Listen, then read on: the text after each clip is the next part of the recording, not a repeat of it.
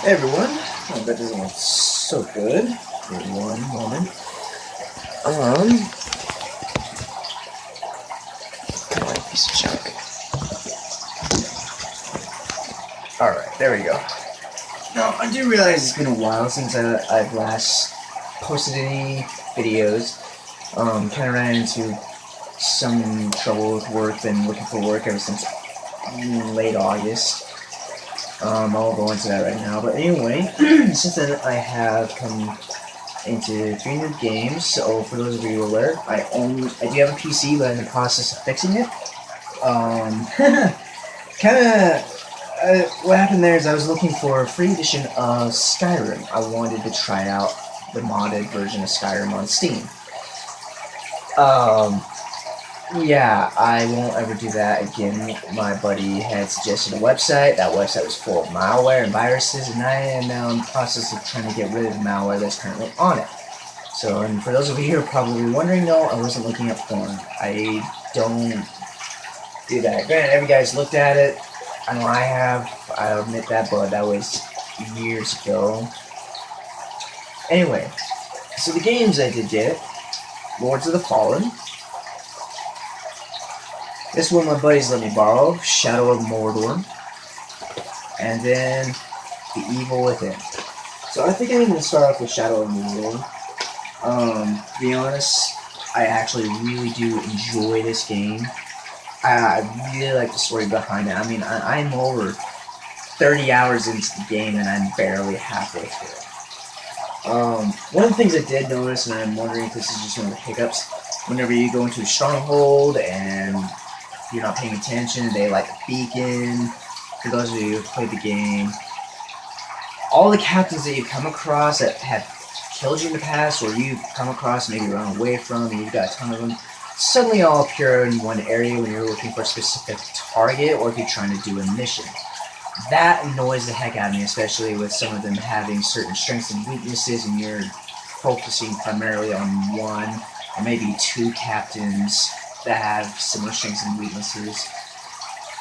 It can be a little bit frustrating, but at the same time, it's also a lot of fun. I mean, I haven't had this much fun on a game in a long time. Not since the Last of Us Remastered was released. I still do have Destiny, though I haven't played it in quite some time. I got bored of it. In fact, I didn't really... The Iron Banner was a flop, and Bungie is well aware that the Iron Banner was a flop. It was nothing that they had promised at all. It was just Crucible with specialized gear that you could buy. That's all it was, in my opinion. Yeah, and I found out some things about the game coming from people, because I have a part-time job over at GameStop. A couple of people come in and told me their experiences with the alphas, and I go, okay, so this is what happens when Bungie takes marketing tips from publishers such as Activision. And by the way, for those of you who don't know me, I have nothing nice to say about the Call of Duty games. They are total fuck-ups. You know, I especially lost respect when Treyarch and Activision have both said a couple of years ago, yes, we are gonna try and make these a little bit more realistic. So in my mind, more realistic is, okay, so flak jackets will not protect you against explosives, for example. Yeah, that didn't work. Sniping is still aim and shoot. There's no skill in it. It is a repetitive, ridiculously easy game targeting a younger audience with a rated M title. It's dumb. I have nothing nice to say about the Call of Duty games except for the older ones for the original Xbox and the PS2. You know, Call of Duty, Call of Duty 2, Call of Duty 3, even World at War was a good one. After that, it just sucked really bad, and I think as a result, Destiny suffered from that. I don't think it's really any big secret that they changed the storyline last year, right about the same time their primary writer resigned, and then they pushed the release date out a year. don't think that's much of a big secret, and I think as a result the game flopped. That's just my opinion of it. Lords of the Fallen. To be honest, I haven't really gotten far into it. I like the mechanics of it so far. I've had an extremely difficult time beating the first boss. This is one thing I will say I do like about it. It does play similar to Dark Souls.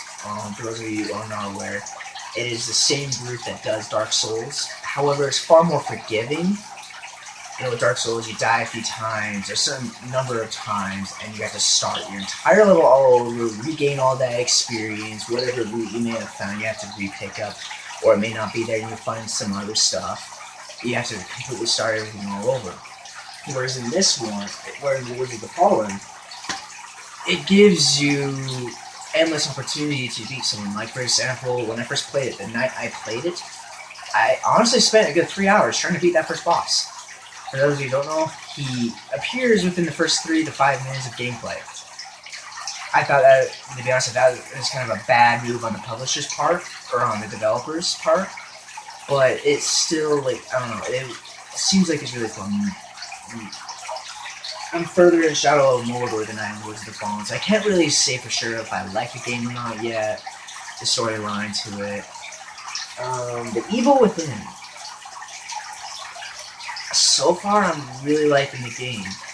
There's a few themes I do wish they would have worked on. One, the graphics. I kind of feel like I'm playing the PS3 version of The Last of Us with the way the graphics work. If anyone noticed in the beginning, right when you walk into the asylum, the guy's trying to run, but it's not really realistic. He's like running like this. It's weird. But the storyline itself is really good. I really like it. But of all 3 of the games, Shadow of Mordor is definitely my favorite. It has an Assassin's Creed, and if anyone who has played the Batman games, Arkham Asylum, Arkham Origins, excuse me, it has a lot of the same combat style mixed in, as well as has a lot of the same type of gameplay that you saw in the original Lord of the Rings game for the older PlayStation systems. It's really good. And I'm going to say this outright, I have noticed games that aren't so hyped up, such as Destiny, for example. Or, sorry, not Destiny. Like, the games that aren't so hyped up, like Shadow of Mordor, Lords of the Fallen, hell, even Knack. Have been some really good games. Knack, is a simplistic game for younger audiences. Kind of took me back to the days of playing a lot of the old Insomniac games, such as Jak and Daxter and what was it? Ratchet and Clank. I really like those. But it's always really nice to see a game come out that's got great mechanics, great graphics, and an amazing storyline that is lengthened quite well. I mean, like I said, I'm almost 30 hours into it, and I'm barely halfway through. That's a lot of gameplay for a new game. Already, I don't know how many hours that would compare to The Last of Us, just in dialogue alone, is 18 hours. I would take a gander right about where I'm at. It's roughly about the same, about 18 hours just in dialogue alone, maybe less. But still, it's a really good game. And that has me excited for some of the other games coming in, like The Crew. That one's not really being hyped up or anything like that. Now that being online based, I like my cars. And yeah, I'm probably going to be playing that. Only because, well, I get to play cars. Granted, it's not the same thing as playing cars in real life. To be honest, if I could get the cars I know I'm going to be able to get in The Crew in real life, I'd probably say goodbye to my PlayStation. I'd get out on the roads. The few games that I know I'm looking forward to are definitely going to be Bloodborne. I'm interested to see how Dragon Age Inquisition turns out. But I think after Destiny, I'm going to say no to first-person shooters for a while. Because the first-person shooters these days, they fucking suck. Back on the original Xbox, Halo 1, 2, Halo, the first two Halos, they were amazing for the original Xbox. And I still have my original copy of Halo 2. It's in the collector's edition steel case book. It's not the best looking steel case book, being as beaten up because of a lot of happy parties. But that's how much I like the game. The fact that I still have that. Oh, and I still have my original Xbox, and I occasionally play it. But those of you who may be interested, I'm not going to be buying an Xbox One. For some very good reasons. The main one is going to be the DRM stuff. They patched it, but it's still there. You can only trade it to one other person. You can only sell or talk about your games. You can only sell your games to specific retailers. GameStop being one of them. So if you have a GameStop near you, I guess you're okay. But they're only good for one other person to buy, unfortunately. So I think that decreases the value of the games. Another thing is that it's not going to be backwards compatible. I mean, yeah, sure, if you bought games like Call of Duty Ghosts, where it gives you a code that will allow you to play your PS3 Xbox 360 disc on the Xbox One, yeah, I guess it's technically backwards compatible, but that's only with a code. Beyond that, you're not going to have any other games, as far as we know, that are going to be cross-platform. To be honest, I'd much rather have a 360 over an Xbox One. That's just me. The Xbox 360 layout is a lot simpler. It's not quite as complicated. And it's smaller, so that I would actually have room. I would show you the kind of room I have right now, but my room is a terrible mess, so I really don't want to show my room off to the world. Yeah, I mean, I know in my previous video, I probably sound like a hardcore PlayStation fan. I'm not hardcore or anything. I don't much care if anyone has Xbox as a preference or the Nintendo Wii or whatever. I don't really care. I have my preferences. I will respect anyone's decision to buy an Xbox One. Like my buddy Wesley, he's bought one. I don't much care for it. But that's up to him. That would be like me trying to tell my buddy not to marry a certain girl because I don't like her. It doesn't make any sense. So, but I will say this, I thought it was kind of amazing how much longer the PlayStation 4 games coming out for this year, 2015 and 2016, compared to the Xbox One. The Xbox One is maybe half a page, or half a page, or even a little bit more than half a page, whereas the PlayStation 4 list is nearly 2 pages long. Some of them are shared between the two consoles, but a lot of them are also PlayStation exclusives.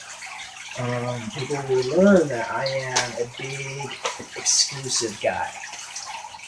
That's actually probably why I still even had Destiny in the first place. I was trying to get the Monte Carlo, and then I started noticing a few things, such as primarily with the Cryptarch system.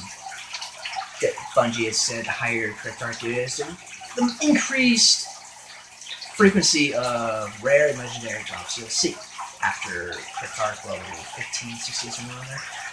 I am level 33. And to be honest, I've noticed the frequency has decreased, in fact.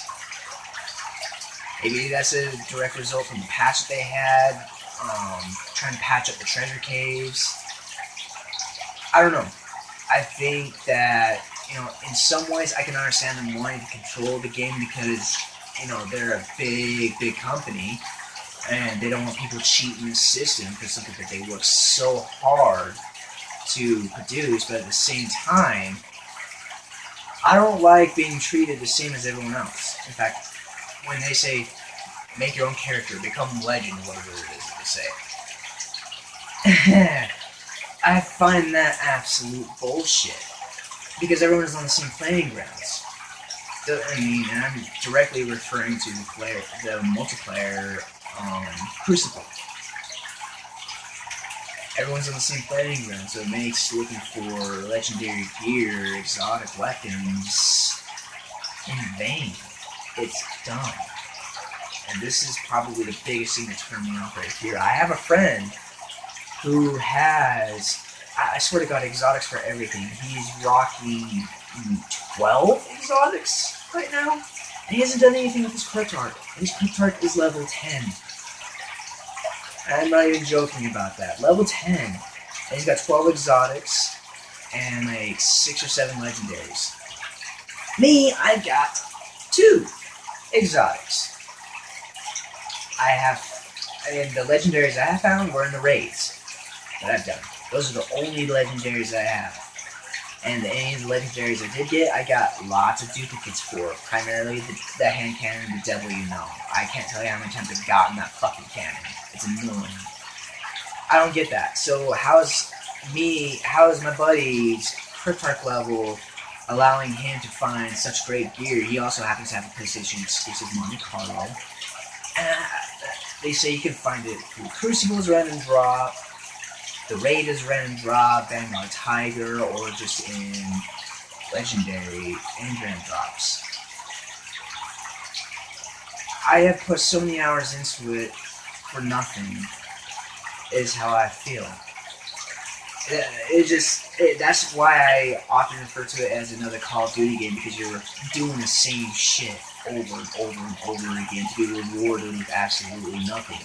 There's definitely some favoritism going on. Other players are getting some of the best gear and hardly working for it, whereas a lot of the other players are actually trying to work with the system and working their asses off for it are being completely screwed out of something that is supposed to be evenly dispersed at random. Yeah, so much for that system.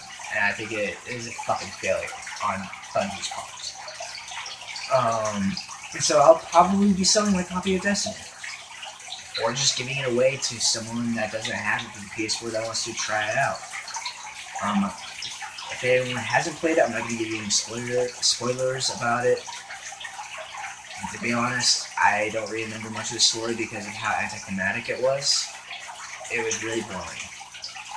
Really boring, really simple. It was another fucking Call of Duty game. So, yeah, that's that on Destiny. But yeah, if anyone gets a chance, I do highly recommend Shadow of Mordor.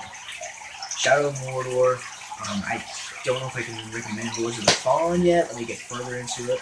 But the 2 games I definitely recommend right now, Shadow of Mordor and The Evil Within, are the 2 games that I highly recommend right now. This month, for those of you who don't have the new consoles, you're in luck. Shadow of Mordor is coming to Xbox 360 and PS3. I can't remember when though, but pretty sure you got kids can go find that out on YouTube, online, wherever. It'll take you all 3 seconds. But yeah, go ahead and try out the game. Tell me your thoughts on it. You know, I especially liked it. I mean, I freaking geeked out when I started playing the game. Got as far as I did, and it's just, oh my word. It's a lot of fun. It can be frustrating at times, but it is a lot of fun. So, yeah. Guys, have a good one.